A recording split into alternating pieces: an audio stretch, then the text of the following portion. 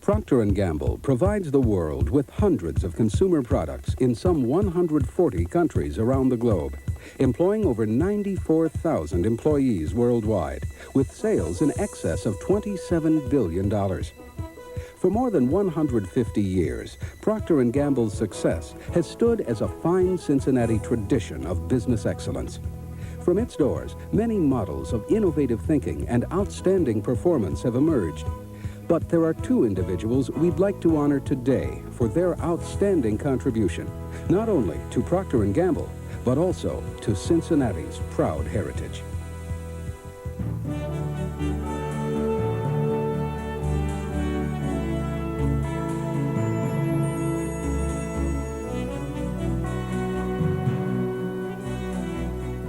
James N. Gamble was the son of James Gamble, one of the founders of the Procter & Gamble Company.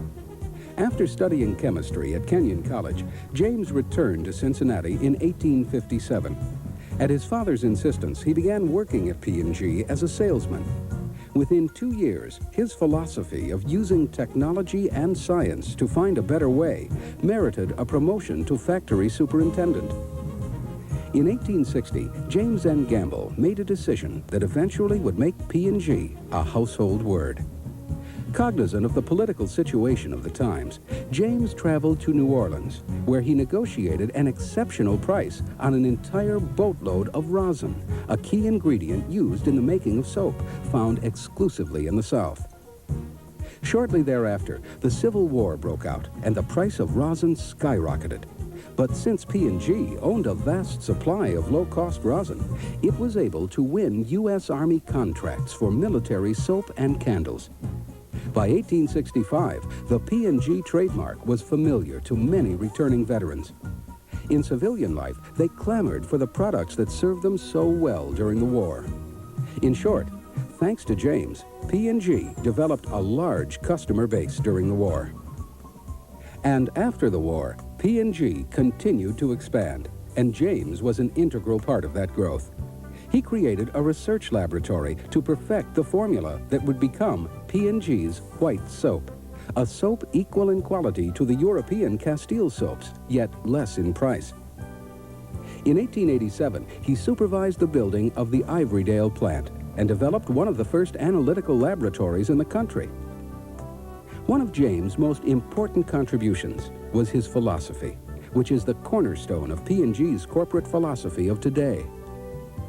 The company should never offer anything to the American consumer without a thorough test in home use conditions.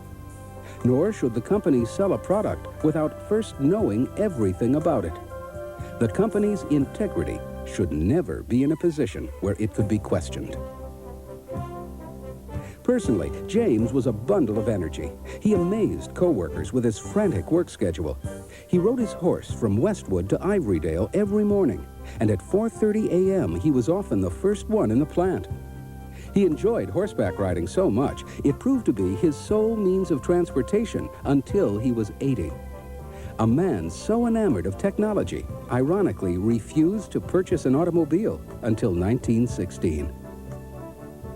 His community involvement and philanthropic ventures were many, but his favorite charitable cause was an extension of his father's endowment to Christ Hospital. Inspired by his grandson's sudden death caused by blood poisoning, James established the Christ Hospital Institute of Medical Research. James N. Gamble set many of the company's standards for a quality, tested product. His energy was contagious, and his passion for technological science and quality have indeed led Procter & Gamble in its quest to find a better way.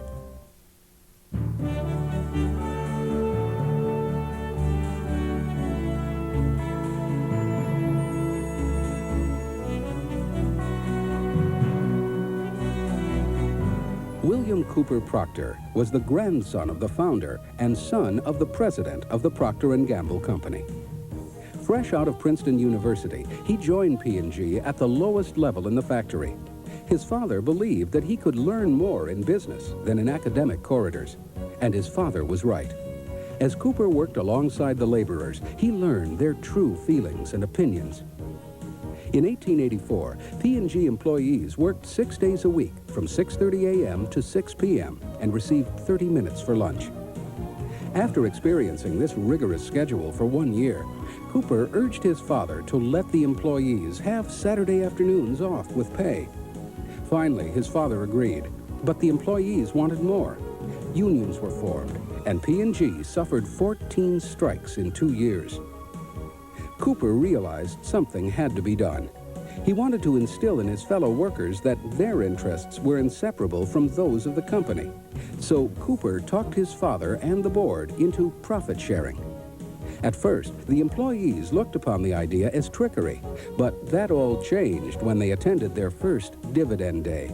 Some employees found themselves enriched by 13.5% of their annual wage. Strikes diminished dramatically.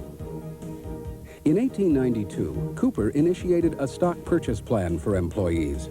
In 1903, he added another incentive. He tied profit sharing to the purchase of company stock. To Cooper, profit sharing made sense on both business as well as humanitarian grounds. After World War I, Cooper instituted the Employees Conference Committee plan, which allowed employees to be part of management and participate in adopting operating policies. Another example of Cooper Procter's leadership is that he instituted the search for P&G managers on college campuses.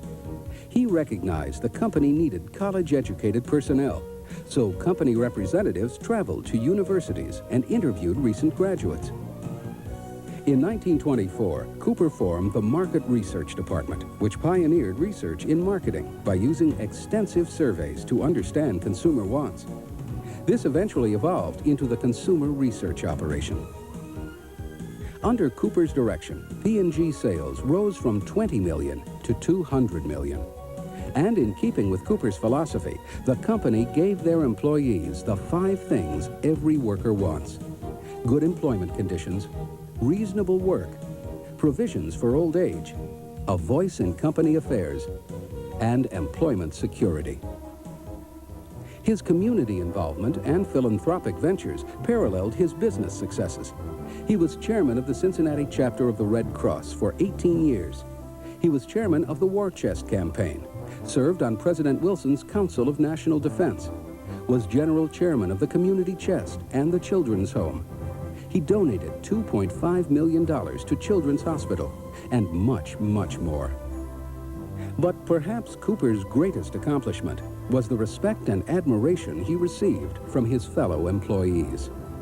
5 years after Cooper died, during the height of the Depression, employees pooled their resources and, with additional support from the company, erected a marble monument on the grounds of Ivorydale dedicated to their hero, William Cooper Procter.